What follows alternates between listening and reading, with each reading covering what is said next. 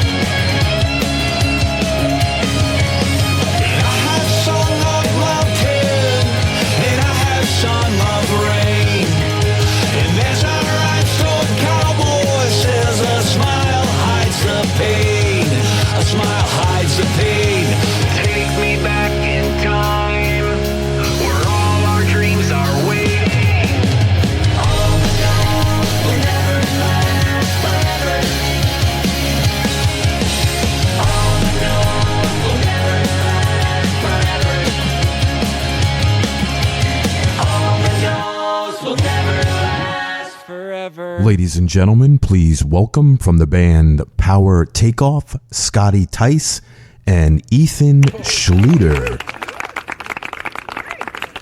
How you guys doing? Good. Kind of winding down summer, and we're actually just here at the studio working on some new music. Awesome. So where are you guys from? We're from Madison, Wisconsin. We kind of say Barneville. We're a little like on the far side. We're kind of like a little rural, kind of farming communities, but literally kind of just run right up to the city. Nice. Always lived there? Yeah. Farmer my whole life. I have been. Ethan's in Mount Horeb, which is kind of another subdivision at 10 minutes away from where I'm at. So Kind of on the west side of town. Awesome.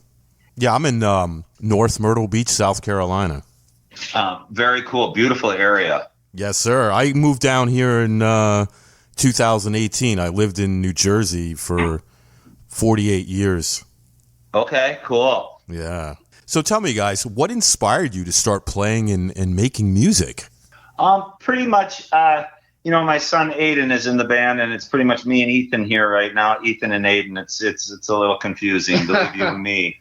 But kind of the COVID, when COVID hit, I kind of told my son Ayden, I'm like, and he's the drummer, and I said, dude, when you hit high school, you're gonna have so many rock and rollers, you're gonna have no problem getting into a band. And he hit high school, and then it was COVID for 2 years, on and off there. We just started writing songs in the basement. I've never sang before. I've never tried to write songs, and kind of started putting a band together. And Ethan is his father. I don't know if you remember the band Last Crack. Yeah, I've heard of them.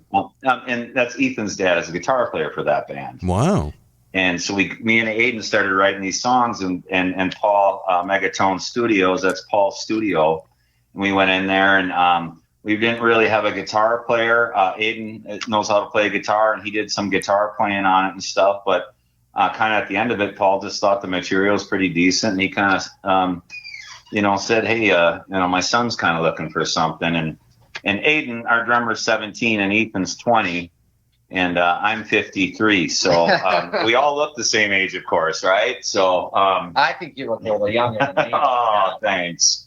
But so that's kind of how it started, and I mean, it's kind of been just a cool thing jamming with my son and Ayden and Ethan here being 22. That it takes me back quite a few years, but I always said I'll never do this again, and here I am, But I was a drummer for 35 years, so wow. And now that I'm singing, it's a completely different animal, and I'm learning a lot and enjoying it. Now, are you singing without playing an instrument? Do you play guitar or anything like that? I just pretty much do on stage. I'm just the vocalist. I write a lot of the material on a piano. I'm a farmer, so we hack through it, and it kind of makes sense. And then I kind of bring it to Ayden and Ethan, and then they kind of put the music to kind of everything, and then from that point, it just kind of takes off. And It ain't. What do you think as far as writing tunes? I mean, Ethan comes up with his own guitar parts and kind of makes everything really special, and kind of gets some cool guitar hooks going, and Ayden on drums too. I mean, he pounds it out, and it's kind of that's where it just all starts from, I guess, at this point. Yeah, I mean, you'll call me and you'll be like, "Hey, I think I got something brewing," and I'm like, "What's it about?" And he's like, "I'm not sure yet," And then 20 minutes later, he's here. Yeah. Okay, let's work on it. Yeah. This younger generation, they just want to work so hard on it. I've played in bands, and no disrespect towards musicians that are my age. I'm 53, but it's everybody tends to get set in their ways sometimes, and with the younger guys, they've just got a lot of gas in them. Definitely. I believe every band or artist is influenced by someone. Who are some of your influences musically? My influences, I know Ethan's got quite a list. But mine, I had to write a bio there a few months ago, and my earliest influences is being on a farm and working on a dairy farm. Kenny Rogers on the AM radio, Ronnie Millsap, Dolly Parton. That's kind of my influences. But Ethan's kind of the guitar hero. Ethan, what are your influences? Oh boy. Well, I remember, growing up, my dad would always, I guess the correct term for it would be yacht rock.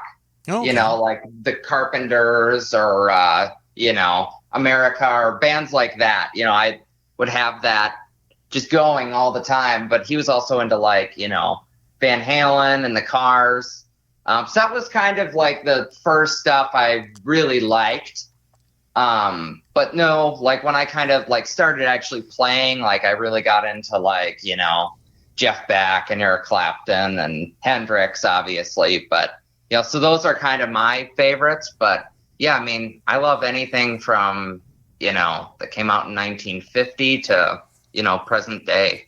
Very cool. Now you mentioned a few moments ago, you guys formed in 2020. You said. Yep.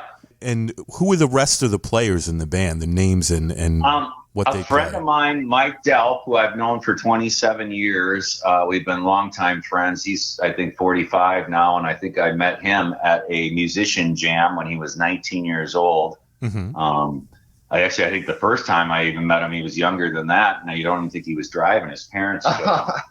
And Mary Ellen, she's our piano player. And, we kind of just met through just friends of friends, and hey, she's kind of looking, bands, are together and they break up, and they're together and they break up. So, we just kind of, we're pretty well rounded. Three of us are older and kind of have some experiences in the music business, and I've learned, especially we always learn what not to do is correct.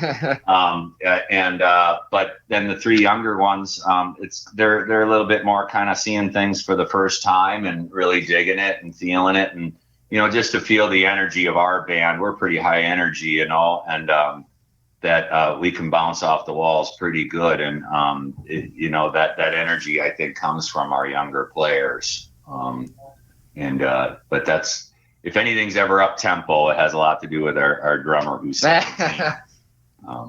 Nice. The name Power Takeoff. What's the story behind the name? That was you, Scott. Yeah, that was me being, and I keep saying, oh, I'm a farmer, but I tend to, power takeoff on the back of a machine. It's kind of what runs the shaft for augers or anything that kind of on the back of a tractor for farm use. It's called the power takeoff. And that's kind of where it kind of came from. Sometimes we call it PTO, but that confuses people because they think it's paid time off, or parent teacher organization is a big one. Yeah. So we first did the whole PTO thing, but yeah, it created a little confusion. So we kind of had, all right, it is power takeoff. So very cool. Interesting story. Now, on September 27th, you're set to release your self-titled EP on Stryker Records. Can you guys talk about that a little bit?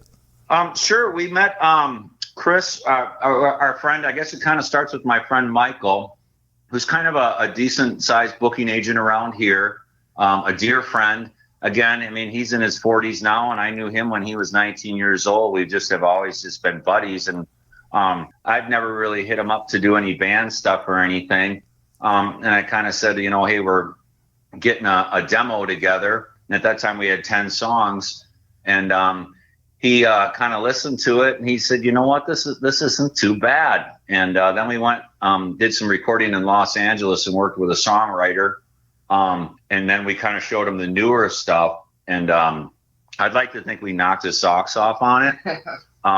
But then he kind of said, hey, my friend Chris at Stryker Records, do you care if I show this to him? And Chris has been great, and we're doing a lot of stuff for the band. We're in the Midwest. Chris called me today and said there's 4 billboards, kind of in the Fox Valley area here, and that's probably only about an hour away from us, but we thought that was pretty cool, so there's some billboards of us up there, and but Chris has kind of gone above and beyond. He definitely knows what he's talking about, and we're having a really good time with Stryker Records for sure. Yeah, he's a good guy, and that's a good organization. I've known Chris for a couple of years, and he sent quite a few talented artists my way to have on the show. And he's got a nice roster and stuff too, and we're honored that he'd include us in on his, but I mean, I've been out of the music business for a little period of time, and I go back 20 years ago, and I'm used to the promo packs. You give an envelope and you have a little picture in there of your band, and you got a little bio and a CD in there, and it's so different now, and I mean, like Chris and Michael, they as far as technology goes and stuff too, they're very with the program on all that stuff. We're even, people in my band, it's social media thing is not our strong suit. We just, we like performing and writing songs, Mm-hmm. Even the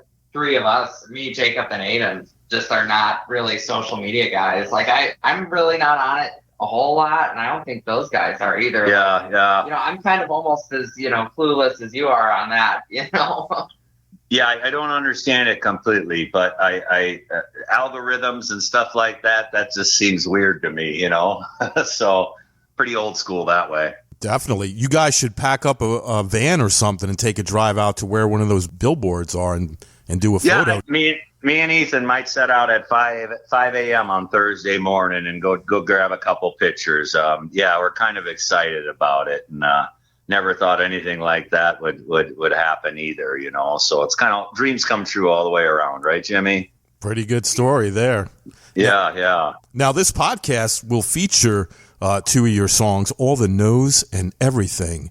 What's the story behind the songs? All the No's is kind of one that we wrote, and playing in bands, and just getting out there and doing it, and just trying to further just, I mean, we're never really after the money. We love entertaining, and we just love getting our music out and people singing along to some of our songs. And around here, in the Midwest where we play, I mean, we've kind of almost achieved that in certain areas, and that's something to be pretty proud of.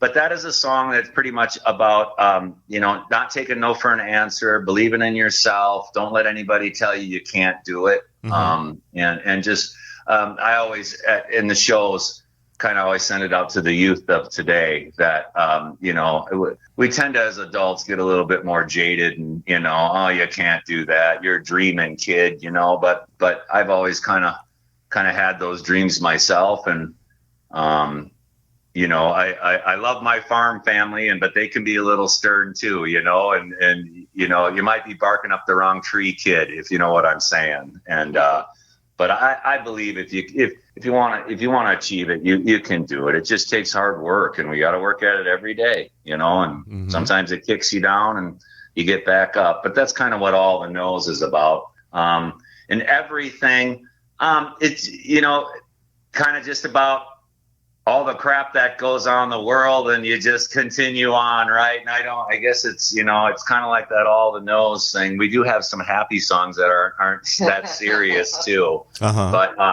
the songs that you're playing, I really feel are a good representation of Power Takeoff and what we are. Awesome. How do you guys collaborate with your band members during writing and rehearsals? Pretty much, whoever comes up with the idea, I always say you have to have it that, as far as songwriting goes and stuff too, we have to have an idea what it is, and whether Ethan comes in with a riff or it takes time. And there's some songs that we've been working on for probably 9 months, and we just go, oh man, but then there's the one that comes out and in literally 10 minutes we got it. It's just so different. Every song is different. Now, when you do writing, do you write the lyrics first and then the melody, or it's different every time? I always say once we have 3 parts, like once there's a verse, bridge, and a chorus, or an intro and a verse and a bridge, that's kind of once I get those 3 parts, as far as up to me kind of as a lyricist, and that's my writing job, is to kind of, all right, try to decipher these parts. And I'm pretty new to it. I've only been doing it for 3 years, but our Chris Pappas was the songwriter we worked with in Los Angeles, and he taught us all quite a bit about songwriting. And I think, our songs that we're writing right now are better today because of Chris. We did learn a lot from him. It was really interesting too, like with that, like we kind of had, like Everything, or Before You and Me. I remember those were like the first 2 that we worked on. We did what was it, like Zoom call with Chris or something? Yeah, I did a couple of Zoom calls with him, and he kind of came up with some ideas and wrote some hooks and stuff. And it was a really interesting process. Me being a new songwriter, I didn't really know what to expect. And I took it into open arms and just, I don't know everything, and I'm learning as a vocalist. So, but yeah, he really opened up our eyes to just, like verses, everything being a little different. You change things up a little bit, you don't always sing the same verse, the same pitch, you can kind of wander a little bit with a vocal line. And as long as you kind of get back to the end, it's okay, and to experiment with things. And I know Ethan with the guitar and even the bass, we experimented, tried playing things differently 3 or 4 different times, and we were like, wow, this was kind of neat to go in that direction. Even like moving keys, like on Before You and Me, it was I think it was in D major, and it just was like, I feel like it just needs a little something, and so I tried it in E major, and that was it. Yeah. So, but yeah, we're pretty easy going, not set in our ways by any means at this point. But willing, to learn. We don't know it all, Right. It's a process, right? Yeah. And I think everybody does it different. I have songwriting friends too, but generally they always say it either takes a really long time, or sometimes in 5 minutes, all of a sudden you get this huge rush of just something that shows up in your head. And Those are definitely the easier ones. Like in the, 5-minute tonight, ones. Phil Collins. Yeah. Is that one written fast or? He like did it on the fly in the studio or Really? something. Okay. Crazy. Yeah. Great song. And look how that turned out, right? Yeah. He was very lucky that day. Good job, Phil. Definitely. How do you view the trend of releasing more singles or an EP as opposed to a full-length album? I just think with social media, almost to do a full-length album is almost, in my opinion, almost too much. Mm-hmm. Even doing like some singles and stuff. I don't know what's right and what's wrong. And Chris is obviously the record company guy and probably has his opinions. I just think if you release 10 songs at one time, when you're an artist like us that, is just trying to get out there, I think it can sometimes almost be too much, in my opinion. What do you think, Ethan, on that? Well, I kind of think like, I feel like releasing more singles and EPs makes more sense than an album. Like for me, I love putting on a record, the 12-song album and just listening to it all the way through. But I feel like, with TikTok or Instagram shorts or anything, it's all like that because people don't have a super long attention span. A lot of people in my generation, I think younger people, but right. I think releasing singles is better because it's just, it's one song. Yeah, you're not throwing so much. Right. No young person really wants to listen to a whole album, I don't know. What do you think, Jimmy? Let's interview you. Yeah. Well, I love listening to a whole album at once. I do it a couple of times a week. It's okay. Yeah, I still have a CD player in my car. So, when I get submissions for the show, they send me like a zip file with all their songs in it. And what I'll do is I'll burn it to a disc and then I'll listen to it in the car while I'm traveling to my jobs and stuff. And so I get a chance to, really listen, So I love it. I do have a dream that, we'd press a vinyl record and have 10, 12 songs on it. And, to me, that's so nostalgic, the artwork, you can look at it. I love that vibe. And that is a goal of mine. Chris from Stryker might not know that quite yet, but if he's listening, hey, wink, wink. Will there be a music video for All the No's? And if so, when can we expect it? There will be, and there's actually one out right now. I think, the 27th is kind of our big push to release the song.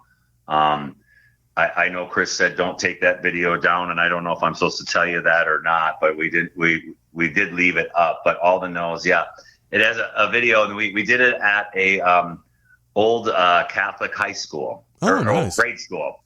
Yeah. You worked at? Yeah, I was a maintenance guy there for 10 years. Nice. No air conditioning, of course. Jimmy, it's a 95-degree day. Oh, it was so of course, right? outside. And Mike was wearing that big puffy leather jacket. No, I was just like, dude. We were trying to do leather jackets and look a little 80s, walking down like this, grade school, middle school, old Catholic. But it was just hotter than blazes. We were sweating. We didn't smell very good that day. Wow, and that's up on your YouTube page?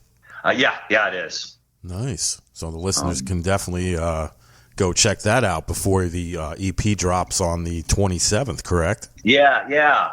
We're working on some new music now too, and we're setting up a video we got a shoot at the sometime in the middle of October here. I think around October 6th, October 15th or something. We're doing a video. Oh yeah, shoot for one of our newer songs, but we would love to send it to you, Jimmy, once it's done. Awesome. Where can the listeners go to learn more about you? Well, I always, if you do anything Power Takeoff Band, you do any kind of search on us, you will find us, whether it's on YouTube, Facebook, the website, Twitter. We have a thing. We're kind of getting our ducks in a row and getting our social media stuff together, but it is coming together now at this point. I always check out Power Takeoff Band, and that's kind of what I say at shows too. And you'll find us. When's the next show? Do you have any lined up? we play Friday at the Crystal Grand, and there's a wow, what are the bands? Tantrix on it. Yeah, Tantrix Oh on wow. it. Who else? Isn't Bobaflex on it? No, Bucky Covington's on it. There's one more. I can't remember off the top. Yeah, there's 3 or 4 nationals on it, and then but that's at the Crystal Grand, and that's an awesome theater in the Dells. We love playing. Yeah, we opened for Night Ranger there. Nice. It's one of those 2,000 seat theaters that's just beautiful, great sound, just an awesome theater. We love playing there. And then where are we? We're at the Lake Resort. There's some resort on the lake. Oh, yeah. On Saturday here, and probably about an hour and a half from home here. So we try to get out the Midwest to be, like Dubuque, Iowa. We've been kind of across Iowa and halfway across Illinois and Wisconsin and the Midwest, and with Stryker Records too. Hopefully with this release too. I mean, we're ready to go. We just would love to play for people and just show them what we can do, and kind of the father-son kind of duo thing. And the cool thing about a Power Takeoff show is my son is a really good singer too, and he drums, but then we'll flip flop and I'll play drums, and he'll get up and do like the crowd favorite, you play Talk Dirty to Me from Poison or something like that. The crowd goes, ape crap, ape shit on it. But yeah, it's kind of a neat thing to do, and you don't see a lot of groups doing that. Is there anything you guys would like to mention that we didn't talk about tonight? I would just check us out, please. I mean, I can't, I don't want to beg, but yet, if you got any open opportunity, man, check out Power Takeoff Band. We appreciate it. Check out Stryker Records, And the EP coming out. I feel like that's a really good, as a whole, even just the 2 songs that you have there, all the notes and everything, it's a very good representation of us as a whole, And I feel like there was an article that I saw the other day about us, and it was something, they're like, if you're fans of Machine Gun Kelly and Blink-182, there's a lot of similarities, you might like it. I thought that was kind of a good comparison, sort of, that new pop punk kind of movement that's going on right now. Yeah, I could definitely see that. Definitely. And I think that's definitely an influence, like on Mike and Jacob and you. Yeah, and all of us. We're all My Chemical Romance fans and stuff like that. I mean, dug all that stuff. You're probably from the days of MTV, Jimmy, right? You're more my age, probably. Yes, sir. I'm exactly the same age as you. Yeah, that really was a huge influence on me, and seeing, like Van Halen Jump video was like, wow, I want a drum set like that, Yeah, those were the days, man. Yeah. So. I'll watch there's like I think I have like Hulu or YouTube TV, and since I didn't grow up when MTV was actually on, I just go on there, and there's like a MTV Rewind. And they just play old like Poison videos or like Motley Crue, just all kinds of random stuff, and it's just cool to see, Do you guys have a Roku TV? I believe so. Yes, I do. Yeah, download the Vivo app. It's VEVO. It's like an MTV. They have every genre of music, but they show all videos on there. So really, yeah. I think my wife, we have that. Yeah. No, I'm familiar with it. They have all the hair metal, and they have. I mean, if you want to watch grunge videos, they have those. They have punk rock, everything. It's a pretty cool channel. Yeah, I love the docs on the YouTube. Just Sebastian Bach. They just got so many documentaries out on Van Halen, Wolfgang Van Halen. All that stuff that never knew all that was going on at the time. Pretty crazy. The Twisted Sister one was really that was a good one. Yeah, I seen that one, and I just watched the Guest List. That's the story of the fire in Rhode Island with okay, cool. The Great White Band. Okay. It's called The Guest List. I seen that on Tubi. That's a pretty good app, too, on the Roku TV. I saw the ad for that. Yeah, no, that looked really interesting. I didn't mean to be like, oh, cool, because it's not like probably a very happy thing. It's very sad, but you get to see like what really happened and and how the whole thing went down. It really is sad watching what happened, you know? Yeah. But it was good if you like watching, docs about music and stuff. You definitely should go check that out. We'll check it out for sure. Well, I want to thank you guys so much for coming on the show tonight. I really dig these two tunes that I got so far, and I'm looking forward to hearing the rest of them when they come out. Well, thank you, Jimmy. No, thank you for having us on and everything you do for music, man. Totally appreciate you supporting it all, man. Thank you. Well, you're welcome. And anytime you guys got something you want to promote or share, you got my email, you got my cell phone, you can text me. Let's stay in touch, all right, guys? Okay, sounds great, Jimmy. You might hear from me more than you want to. No problem, brother. You guys have a great night, all right? All right, you too. Thanks. Take care, Jimmy. Yeah, have a good one. All right, bye-bye. Bye-bye.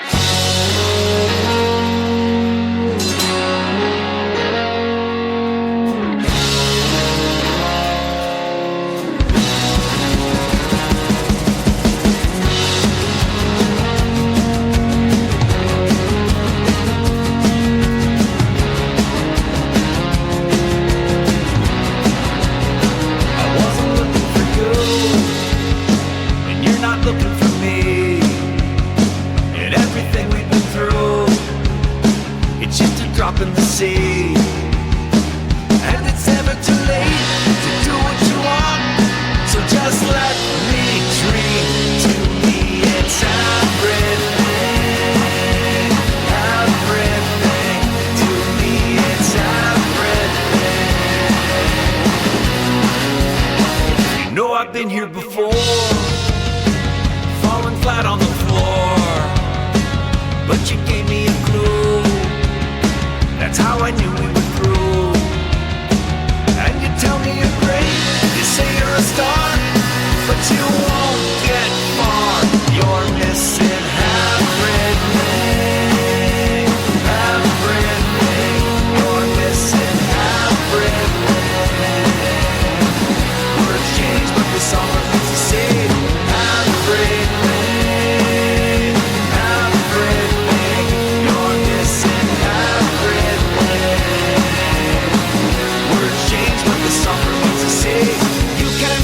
A dream or two, but you must hear us out.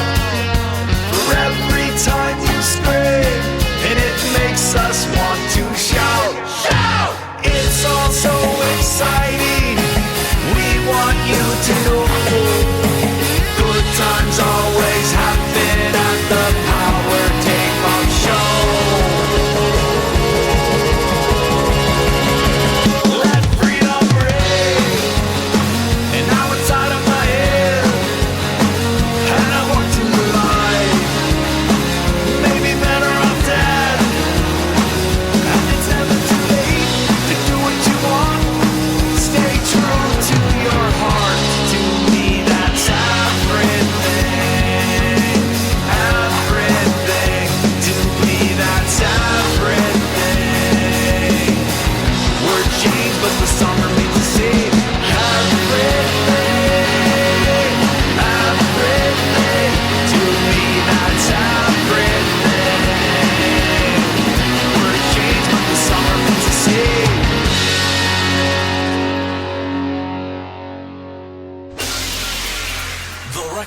Show is a weekly radio podcast produced by Jimmy Howell Productions. All rights reserved. For information regarding distribution or adding this podcast to your website, please visit our contact page at therecordmachineshow.com to submit your request. Thanks for listening. See you next time on The Record Machine Show. The Record Machine Show.